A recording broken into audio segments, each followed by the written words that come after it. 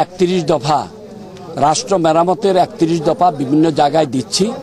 এই রাষ্ট্র মেরামতের মাধ্যমে আমরা দেশের উন্নয়ন সাধন করতে চাই এবং আমাদের ভারপ্রাপ্ত চেয়ারম্যান জনাব তারেক রহমান সাহেবের এই 31 দফা এটা আমরা ঘরে ঘরে পৌঁছে দিতেছি।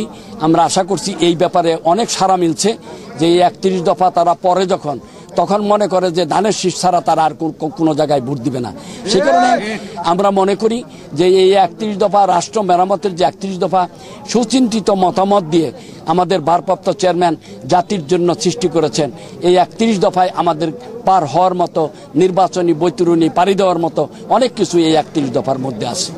যাচাই বাছাইয়ের জন্য সেখানে নেতৃবৃন্দ সিদ্ধান্ত গ্রহণ করতে পারে, মাঠ জরিপের ব্যাপারে সিদ্ধান্ত গ্রহণ করতে পারে যে অধিকতর যাচাই বাছাইয়ের মাধ্যমে এখানে কি হচ্ছে না হচ্ছে, কার জনমত বেশি কার জনমত কম, কার বিরুদ্ধে রিপোর্ট আছে এবং 5ই আগস্ট 24 সাল থেকে এই পর্যন্ত কে দখলদারিত্বের রাজনীতি করেছে, কে জনগণের রাজনীতি করেছে, জনগণ সম্পৃক্ত কোন নেতা, এই সমস্ত বিষয়াদি পুঙ্খানুপুঙ্খানুভাবে যাচাই বাছাই করার জন্যই আমাদের এই গাজীপুর 1 আসনের মনোনয়ন দিতে কিছুটা বিলম্বিত হচ্ছে। এখানে দল সিদ্ধান্ত নেবে কার ত্যাগ বেশি দলের জন্য এবং কে জেল খেটেছে, কার বিরুদ্ধে মামলা বেশি, কে দলের সাথে দলের স্বার্থের কারণে অন্য কোনো ফ্যাসিস্ট সরকারের সাথে আপোষ করে নাই এবং কোটি কোটি টাকার স্বপ্ন দেখে নাই।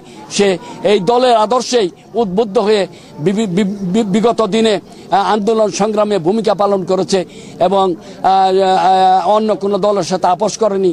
তার ব্যাপারে দল সিদ্ধান্ত গ্রহণ করতে পারে, যে কারণে এটা দেরি হচ্ছে। সেই হিসাবে আমি আশা করি দল যদি আমাকে মনোনয়ন দেয় আমি বিপুল ভোটে এই 46 বছরে এই আসনে কেউ নির্বাচিত হতে পারে নাই বিএনপি থেকে। আমাদের স্ট্যান্ডিং কমিটির সদস্য এখানে নির্বাচিত হতে পারে নাই, কিন্তু আমি এটা প্রমাণ করতে চাই আপনাদের সকলকে সাথে নিয়ে অ্যান্ড আর্ট অফ কম্প্রোমাইজ যে আগামী দিনে এই আসনটা কিভাবে উদ্ধার করা যায় তার জন্য প্রয়োজনীয় ব্যবস্থা গ্রহণ করব।